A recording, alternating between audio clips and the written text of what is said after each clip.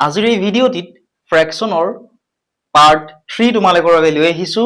তোমালোকে আগৰ যি দুটা ভিডিঅ' আপলোড কৰিছিলো ধুনীয়াকৈ বুজি পোৱা বুলি আমাক জনাইছা। গতিকে পাৰ্ট 3 আগতকৈ আমি কেইটামান টান কোৱেশ্চন আমি আলোচনা কৰিম, ঠিক আছে? গতিকে তোমালোকে মনোযোগেৰে, ঠিক আছে, একেবাৰে মনোযোগ দি ভিডিঅ'টো শেষলৈকে চাই থাকিবা, তেতিয়াহে তোমালোকে ধুনীয়াকৈ বুজি পাবা। লগতে তোমালোকক জনাব বিচাৰিছো যে তোমালোকে যদি পাৰ্ট 1 আৰু 2 চোৱা নাই তোমালোকে চাই ল'বা, তেতিয়াহে তোমালোকৰ পাৰ্ট 3 এই যিকেইটা কুৱেশ্যনৰ আমি সলিউশন উলিয়াম তেতিয়া তোমালোকৰ বহুত সহজ যেন লাগিব, ঠিক আছে? এতিয়া ফাৰ্স্ট কুৱেশ্যনটো আমি চাও আহা। ফাৰ্স্ট কুৱেশ্যনটো কি আছিল চোৱা, কুৱেশ্যনটো আছিল যে solve the following multiplication of A mixed number and A fraction, অৰ্থাৎ তলৰ হৰণ প্ৰক্ৰিয়াটো সমাধান কৰা, ঠিক আছে? ইয়াতে আমাক কি দিছে 2 সমস্ত 5 ভাগৰ 3 হৰণ 5 সমস্ত 2 ভাগৰ 1, ঠিক আছে? এই হৰণ প্ৰক্ৰিয়াটো আমাক কি কৰিব দিছে, এই হৰণ প্ৰক্ৰিয়াটো আমাক সমাধান কৰিবলৈ কৈছে, ঠিক আছে? এতিয়া চোৱা আমাক কি দিছে, আমাক দিছিলে 2 সমস্ত 5 ভাগৰ 3, ঠিক আছে? 2 সমস্ত 5 ভাগৰ 3 আৰু 5 সমস্ত 2 ভাগৰ 1 দি থোৱা আছে। গতিকে ফাৰ্স্ট আমি কি কৰিম, যিহেতু চোৱা এই যে 2 সমস্ত 5 ভাগৰ 3, ঠিক আছে? 2 সমস্ত 5 ভাগৰ 3 এইটো কি ভগ্নাংশ? এইটো হৈছে মিশ্ৰ ভগ্নাংশ, ঠিক আছে? Mixed fraction. এইটো কি ভগ্নাংশ? মিশ্ৰ ভগ্নাংশ, ঠিক আছে? কাৰণ মিশ্ৰ ভগ্নাংশত কি থাকে, এটা পূৰ্ণ সংখ্যা থাকে, সেই পূৰ্ণ সংখ্যাটো হৈছে এই 2টো, ঠিক আছে? আৰু এটা প্ৰকৃত ভগ্নাংশ থাকে, ঠিক আছে? আৰু সেই প্ৰকৃত ভগ্নাংশটো হৈছে এইটো। গতিকে 2 সমস্ত 5 ভাগৰ 3 এইটো কি ভগ্নাংশ? এইটো হৈছে মিশ্ৰ ভগ্নাংশ। এতিয়া চোৱা প্ৰথমতে আমি এই মিশ্ৰ ভগ্নাংশটো, ঠিক আছে, 2 সমস্ত 5 ভাগৰ 3 এইটো আমাক দিছিলে হৰণ 5 সমস্ত 2 ভাগৰ 1, এই মিশ্ৰ ভগ্নাংশ কেইটাক আমি কিহলৈ ৰূপান্তৰিত কৰিব পাৰিম? অপ্ৰকৃত ভগ্নাংশলৈ লৈ যাম, ঠিক আছে? বা অপ্ৰকৃত ভগ্নাংশলৈ ৰূপান্তৰ কৰিম। এতিয়া অপ্ৰকৃত ভগ্নাংশত কেনেকৈ ৰূপান্তৰ কৰিব লাগে আগতে শিকাইছিলো, হয়নে? চাবা এতিয়া মই আৰু এবাৰ ইয়াত বুজাই দিছো। যেনে চোৱা 2 সমস্ত 5 ভাগৰ 3, ঠিক আছে? মই ইয়াত লিখিছো চোৱা 2 সমস্ত 5 ভাগৰ 3, ইয়াতে এই 2 আৰু 5টো কি হ'ব? পূৰণ হ'ব, ঠিক আছে? এই পূৰণফলটোৰ লগত যেটো আমি পূৰণফল পাম, 5ৰ লগত 2 পূৰণ কৰি 10 পাম, সেই 10ৰ লগত এই 3টো কি কৰিম? আমি যোগ কৰি দিম। অৰ্থাৎ হৰ ইয়াতে কিমান আছে? 5 আছে, 5টো লিখি ললো। এতিয়া এই 5টোৰ লগত এই 2টো কি কৰিম? পূৰণ কৰিম। 5 দুগুণ 10 হ'ল, 10ৰ লগত 3টো যোগ কৰিম, 10 এ 3 এ 13 হ'ল। চোৱা মিশ্ৰ ভগ্নাংশটোৰ পৰা আমি এইটো অপ্ৰকৃত ভগ্নাংশ পালো। এতিয়া 5 ভাগৰ 13 অপ্ৰকৃত ভগ্নাংশ হয়নে নহয়, ঠিক আছে? এই ভগ্নাংশটো অপ্ৰকৃত ভগ্নাংশ হয়নে নহয় কেনেকৈ গম পাব পাৰো? কাৰণ এই ভগ্নাংশটোৰ যিটো হৰ আছে, এইটো হৰ এই হৰতকৈ লবটো কি হয়? ডাঙৰ হয়। যদিহে হৰতকৈ লবটো ডাঙৰ থাকে এইটোক অপ্ৰকৃত ভগ্নাংশ বুলি কোৱা হয়, ঠিক আছে? আশা কৰিছো বুজি পালা। একেধৰণে চোৱা ইয়াতে হৰণ চিন আছিলে, হৰণ চিন দি দিলো। এতিয়া নেক্সট আমাক কিমান দিছে চোৱা, ইয়াতে 2 আছে, ঠিক আছে? 2টো ইয়াতে লিখিলো।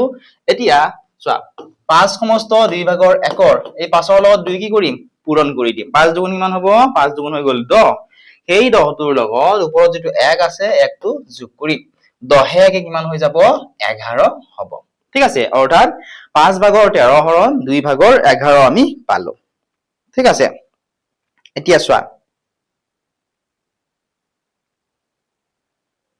এতিয়া তোমালোকে চোৱা আমি নেক্সট কেনেকে কৰিম। যেহেতু চোৱা হৰণ চিন আছে, হয়নে? হৰণ চিনৰ ঠাইত আমি কি দিব পাৰো? পূৰণ চিন দিব পাৰো। চোৱা এইখিনি মনত ৰাখিবা। 5 ভাগৰ 13 লিখি ললো। ইয়াতে কি চিন আছে চোৱা, এইটো কি চিন আছিলে? হৰণ চিন আছিলে, হয়নে? হৰণ চিন থাকিলে ইয়াতে নিয়ম আছে, হৰণ চিন থাকিলে আমি পূৰণ চিন দিব পাৰো, ঠিক আছে? পূৰণ চিন দিলে কি হ'ব? এই যিটো ভগ্নাংশ আছে, এই যিটো অপ্ৰকৃত ভগ্নাংশ আছে, এই অপ্ৰকৃত ভগ্নাংশৰ যিটো লব আছে, লবটো হৰৰ ঠাইত লিখিব লাগিব আৰু হৰটো লবৰ ঠাইত লিখিবলৈ লাগিব। অৰ্থাৎ তোমালোকে চোৱা আমি কি কৰিম? 11টো তলত লিখিম আৰু 2টো ওপৰত লিখিম, ঠিক আছে? কিহৰ কাৰণে লিখিলো? কাৰণ হৰণ চিনৰ ঠাইত আমি কি কৰিলো? পূৰণ চিন আমি দিলো, ঠিক আছে? এতিয়া নেক্সট চাবা আমি কি কৰিম চোৱা কটাকটি যায় নে চাম কটাকটি যাব জানো নিশ্চয় কটাকটি নাযায় যদিহে কটাকটি নাযায় আমি কি কৰিম তোমালোকে চোৱা আমি তলে তলে আৰু ওপৰে ওপৰে পূৰণ কৰিম তলত কিমান আছে 5 পূৰণ 11 আছে আৰু ওপৰত আছে 13 পূৰণ 2 ঠিক আছে 13 পূৰণ 2 এতিয়া তোমালোকে চোৱা 5 ৰ লগত 11 পূৰণ কৰিলে আমি কিমান পাম 55 পাম 55 পাম আৰু 13 ৰ লগত 2 পূৰণ কৰিলে আমি 26 পাম এতিয়া চোৱা হৰটো কি হয় হৰটো হৈছে অযুগ্ম সংখ্যা লবটো কি হয় যুগ্ম সংখ্যা গতিকে ইহত দুটাকে আমি কটাকটি কৰিবলৈ নোৱাৰো যেহেতু আমি কটাকটি কৰিবলৈ নোৱাৰো এইটোৱে হ'ব ইয়াৰে কাৰেক্ট আনসাৰ ঠিক আছে আশা কৰি আছো দুমান ধুনীয়াকে বুজি পালা 55 ভাগৰ 26 হ'ব কাৰেক্ট আনসাৰ কোড আছে অপচনটো অপচন নম্বৰ 8 আছে লগতে তোমালোকৰ বহু কেজনে আমাক জনাইছা যে আপুনি বহুত মানে লাহে লাহে গৈ বুজাই ঠিক আছে গতিকে যিসকলৰ তোমালোকৰ ধৰা অলপমান স্লো হৈছে বুলি ভাবিছা তোমালোকে অলপমান ভিডিওটো 1.5 হত ঠিক আছে বা 2x কৰি তোমালোকে লৈ লবা ঠিক আছে আশা কৰিছো বুজি পালা এতিয়া আমি নেক্সট কোৱেশ্চনটো চাম আৰু ইয়াত মই এক্সপ্লেনেশন বিলাকো তোমালোকক দি দিছো ঠিক আছে তোমালোকে পিডিএফ টো চালেও ধুনীয়াকে তোমালোকে বুজি পাবা অসমীয়া ইংৰাজী দুটাতে লিখি দিছো যাতে তোমালোকৰ কোনো ধৰণৰ অসুবিধা নহয় ঠিক আছে এতিয়া আমি নেক্সট কোৱেশ্চনটা চাও আহা ঠিক আছে এটো কোৱেশ্চন চোৱা কোৱেশ্চনটো কি আছিল চোৱা কোৱেশ্চনটো আছিল যে find the sum of the following fractions ঠিক আছে অৰ্থাৎ তলৰ ভগ্নাংশ কেইটাৰ সমষ্টি নিৰ্ণয় কৰিব অৰ্থাৎ যোগফল উলিয়াবলৈ দিছে ঠিক আছে সাম উলিয়াবলৈ দিছে find the sum of the following fractions ফ্ৰেকশন বিলাক আমাক কি দিছিলে চোৱা 2/4 plus 3/6 plus 6/18 ঠিক আছে অৰ্থাৎ 4 ভাগৰ 2 যোগ 6 ভাগৰ 3 যোগ 18 ভাগৰ 6 এতিয়া আমি অপচন বিলাক চাও আহাচোন অপচন বিলাক নো কি দিয়া আছে চোৱা অপচন নাম্বার 8 দিয়া আছিলে 2/3 অপচন বি 4/3 অপচন সি 3/2 আৰু অপচন নাম্বাৰ ডি 5/6 ঠিক আছে এতিয়া আমি কি কৰিম চোৱা এতিয়া এটা কাম কৰাচোন তোমালোকে নিজে চেষ্টা কৰা ঠিক আছে তোমালোকে উলিয়াবলৈ চেষ্টা কৰাচোন আনসাৰটো যেটা আমাক সমষ্টি নিৰ্ণয় কৰিবলৈ দিছিল হয়নে কেনেকৈ উলিয়াবা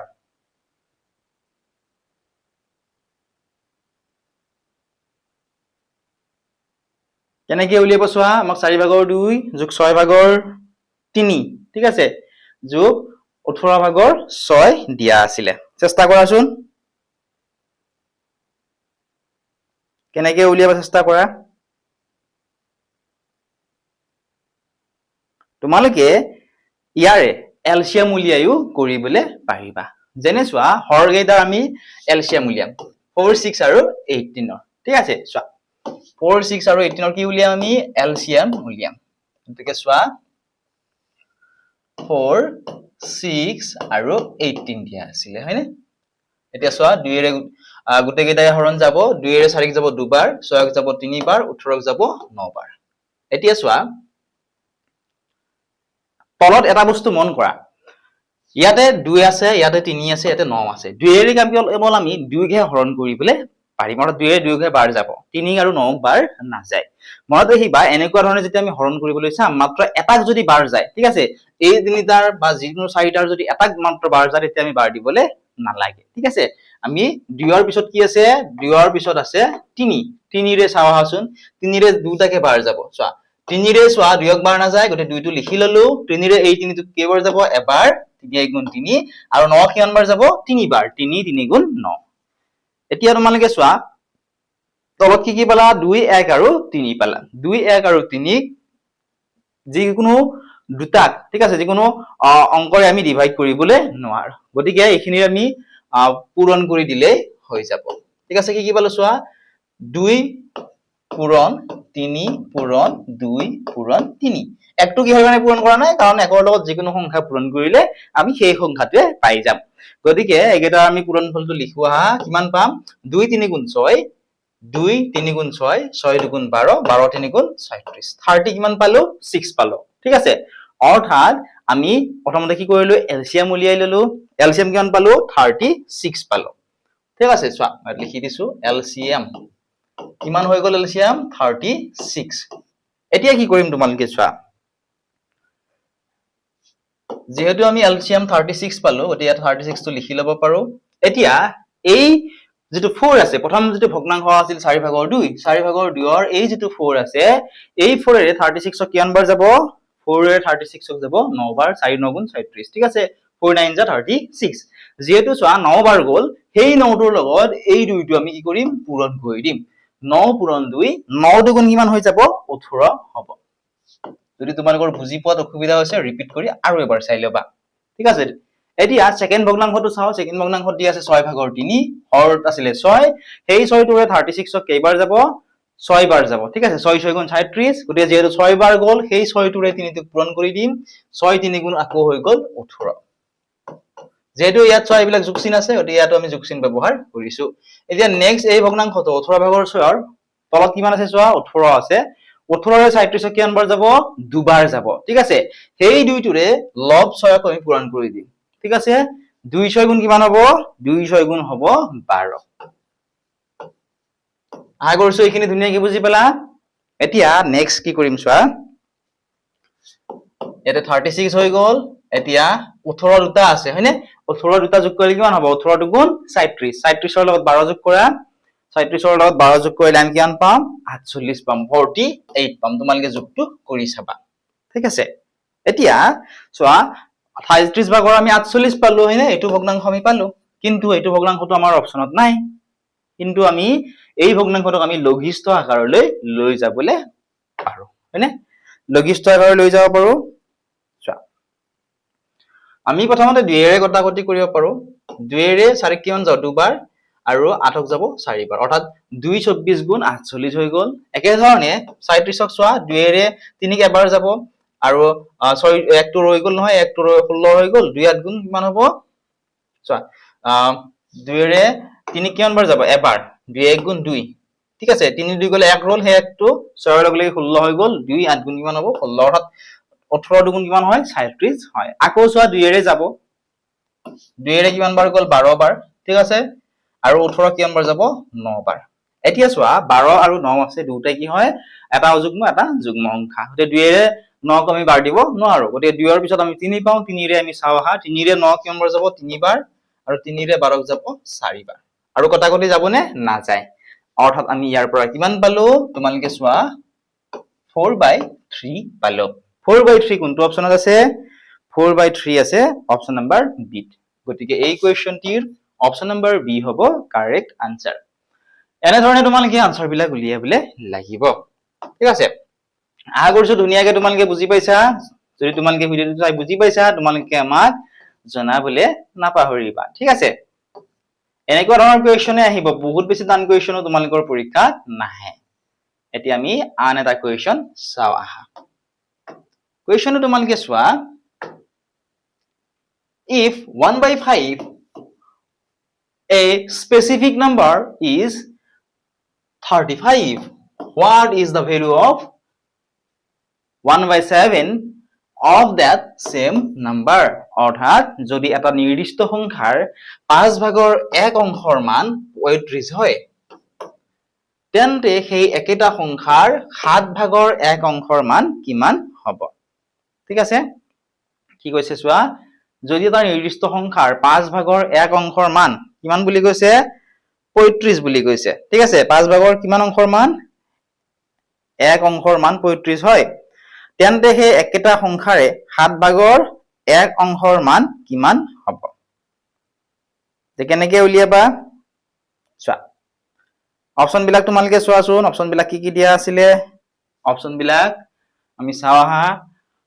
অপচন নাম্বাৰ 8 দিছিলে 30 অপচন নাম্বাৰ বি 45 দিয়া আছে অপচন সি 15 আৰু অপচন নাম্বাৰ ডি আছিলে 25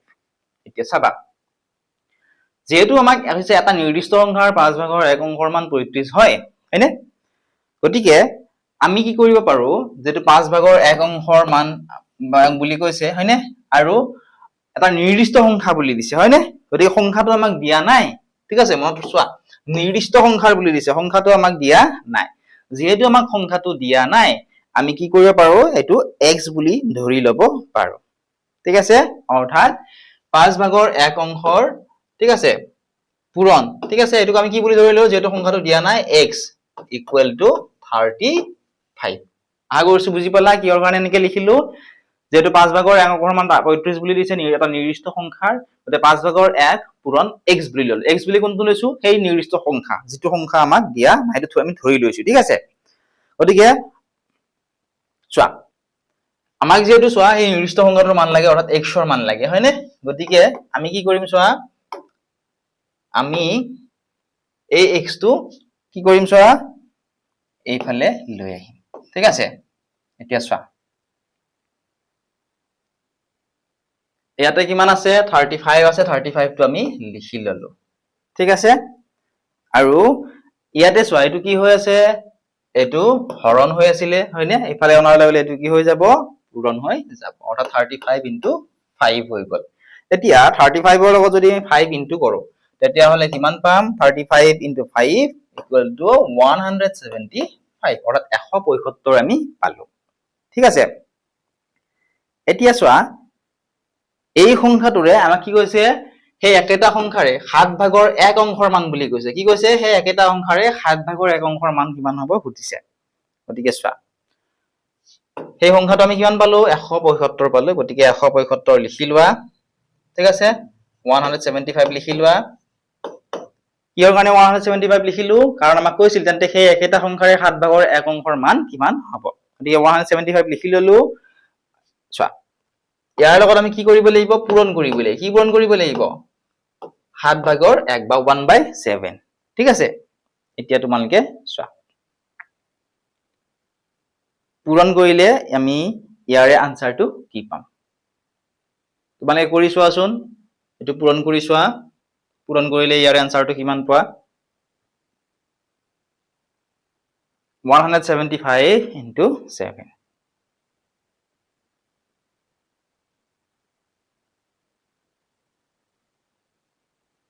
কমেন্ট কৰাচোন কিমান পালা তোমালকে নিজে চেষ্টা কৰা তেতিয়াহে তোমালকে পাৰিবা কিমান পৰিছা তোমালকে নিজকে টেষ্ট কৰা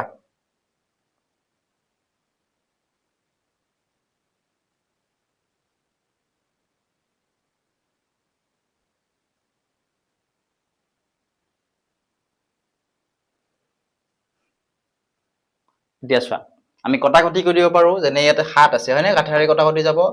7 1 গুণ ইমান হৈ গল 7 আৰু 7 ৰে চোৱা এটো কিমান বাৰ যাব 7 2 গুণ 14 হল 17 14 গলে কিমান হল 3 সেই তিনিটো 5 ললে 35 হল 7 5 গুণ 35 ঠিক আছে অৰ্থাৎ কিমান পালো 25 * 1 = 25 ঠিক আছে অৰ্থাৎ 25 কৰি আছে চোৱা অপচন নাম্বাৰ ডি দিয়া আছে অপচন নাম্বাৰ ডি টো হ'ব ইকুৱেশনটিৰ কাৰেক্ট আনসাৰ এনে ধৰণে তোমালকে আনসাৰ বিলাক উলিয়াবলে লাগিব এতিয়া আমি নেক্সট কোৱেশ্চন এটা চাও আহা চোৱা কোৱেশ্চনটো কি আছিল চোৱা কোৱেশ্চনটো আছিল যে চোৱা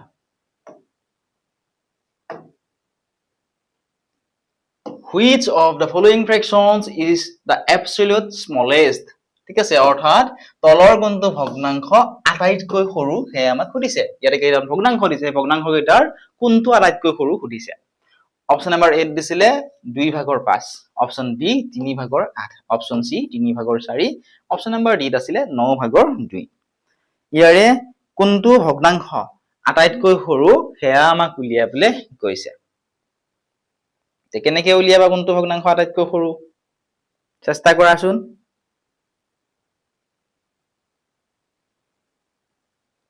চোৱা আমি হৰণ কৰিও চাব পাৰো ঠিক আছে তোমালকে চোৱা যেনে চোৱা যেহেতু আমাক সৰু কোনটো খুদিছে 2 ভাগৰ 5 দিছে হয়নে 2 ভাগৰ কিমান দিছে 5 অৰ্থাৎ তুমি যদি আমি হৰণ কৰি দিও চোৱা হৰটোৰে যদি লগটো হৰণ কৰি দিও 2 দুগুণ কিমান হ'ব 4 হয়নে 5 4 গলে 1 ৰল এটা চোৱা ইয়াত যদি আমি এটা দশমিক দি দিও এই দশমিকটো দিলে নহয় দশমিক দিলে এটা শূন্য আমি নমাই দিব পাৰো শূন্যটো নমাই দিয়াৰ লগে লগে কিমান হৈ গল 10 হৈ গল 2 ৰে 10 কিমান বাৰ যাব 2 ৰে 10 যাব 5 বাৰ ঠিক আছে 2 5 গুণ 10 অৰ্থাৎ 5/2 মানে কিমান পালো 2.5 আমি পালো ঠিক আছে কিমান পালো এটো 2.5 ঠিক আছে একে ধৰণে 3/8 দিছে চোৱা সৰি 8/3 দিয়া আছে এটুকু আমি চোৱা হৰণ কৰি চাও 3 ৰে 6 কিমান বাৰ যাব দুবাৰ 3 দুগুণ 6 2 ৰল হয়নে দশমিক দিয়াৰ লগে লগে শূন্য হৈ গল 3 6 গুণ কিমান হ'ব 3 6 গুণ হৈ গল 18 আকৌ চোৱা ইয়াতে 2 ৰল এ শূন্য আকৌ নামি আহিল 20 হল আকৌ 3 6 গুণ 18 আমি পালো অৰ্থাৎ এটো ৰিপিট হৈয়ে থাকিব ঠিক আছে গতিকে 2.66 আমি পালো ইয়াৰ পৰা এটোৰ পৰা কিমান পালো 2.66 ঠিক আছে 2/5/2 ৰ পৰা 2.5 পালো আৰু 8/3 ৰ পৰা 2.66 আমি পালো একে ধৰণে নেক্সট এতিয়া আমি চাও আহা 4/3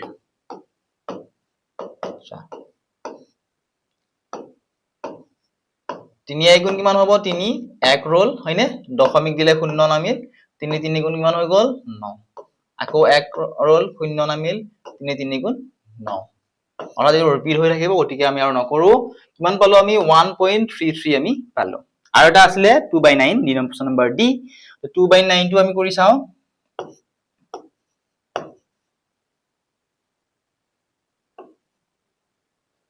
চোৱা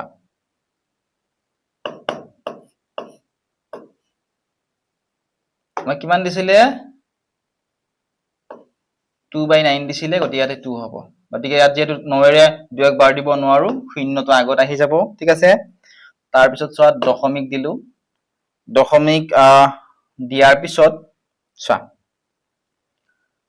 ইয়াতে আমি এটা শূন্য লগাই লব পাৰো দশমিক দিয়াৰ ফলত ঠিক আছে এতিয়া চোৱা 9 দুগুণ কিমান হৈ গল 18 হৈ গল আকৌ 2 নামিল আকৌ যেটো দশমিক দিয়াই আছে শূন্য হল অৰ্থাৎ 20 ৰ পৰা 18 বিয়োগ কৰি 2 ৰল দশমিক দিয়াৰ কাৰণে শূন্যটো নামিল আকৌ 9 দুগুণ কিমান হৈ গল 18 অৰ্থাৎ এটো ৰিপিট হৈ থাকিব গতিকে 0.22 আমি পালো এতিয়া আমাক সুধিছিল যে ইয়াৰে কোনটো ভগ্নাংশ আটাইতকৈ সৰু ঠিক আছে প্ৰথমটো আমি কিমান পালো চোৱা 2.5 পালো এটো হয়নে 2.5 নেক্সটত আমি পালো 2.66 নেক্সটত আমি পালো 1.33 আৰু এটা পালো আমি 0.22 এটা সৰু কোনটো 0 থৈ থাকাটো ঠিক আছে অৰ্থাৎ 0.22 মানে কোনটো সৰু হৈ গল 2/9 টো সৰু হৈ গল অৰ্থাৎ অপচন নাম্বাৰ ডি টো হৈ গল এই কোৱেশ্চনটিৰ কাৰেক্ট আনসাৰ আশা কৰিছো বুজি পাইছা এনে ধৰণে আমি আনসাৰ বিলাক উলিয়াবলে লাগিব ঠিক আছে এতিয়া আমি নেক্সট কোৱেশ্চন এটা চাও চোৱা কোৱেশ্চনটো কি আছিল চোৱা কোৱেশ্চনটো আছিল যে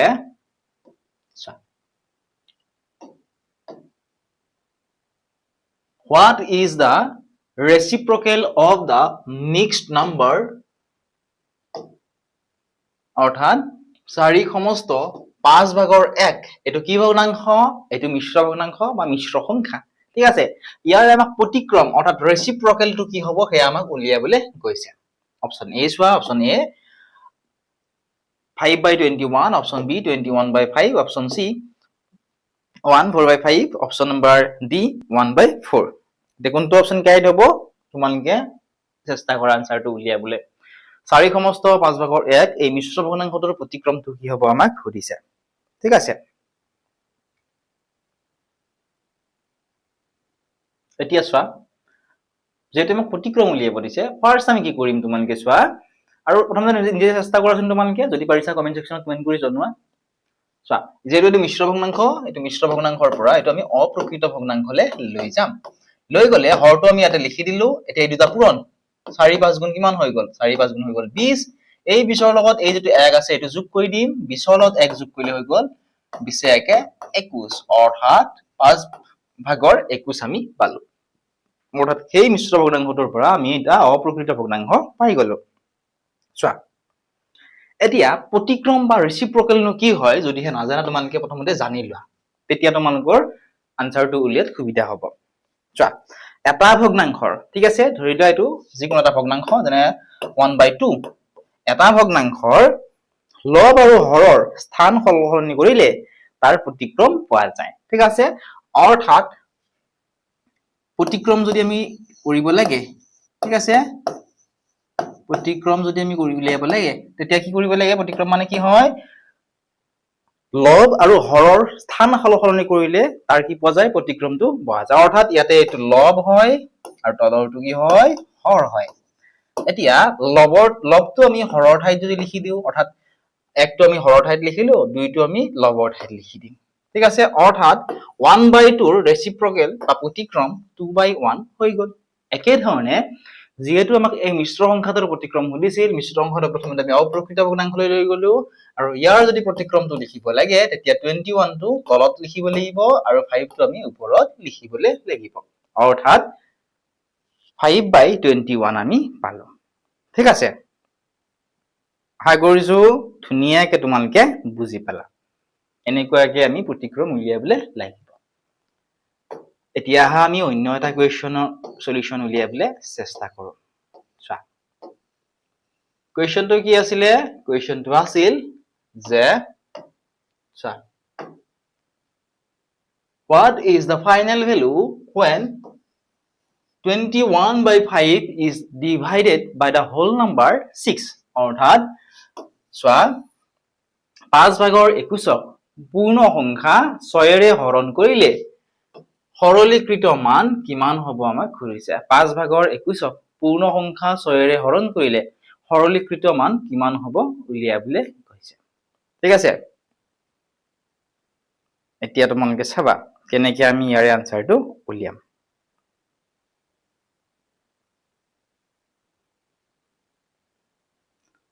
যেহেতু চোৱা আমাক কিমান দিছিলে 21/5 দিছিল হয়নে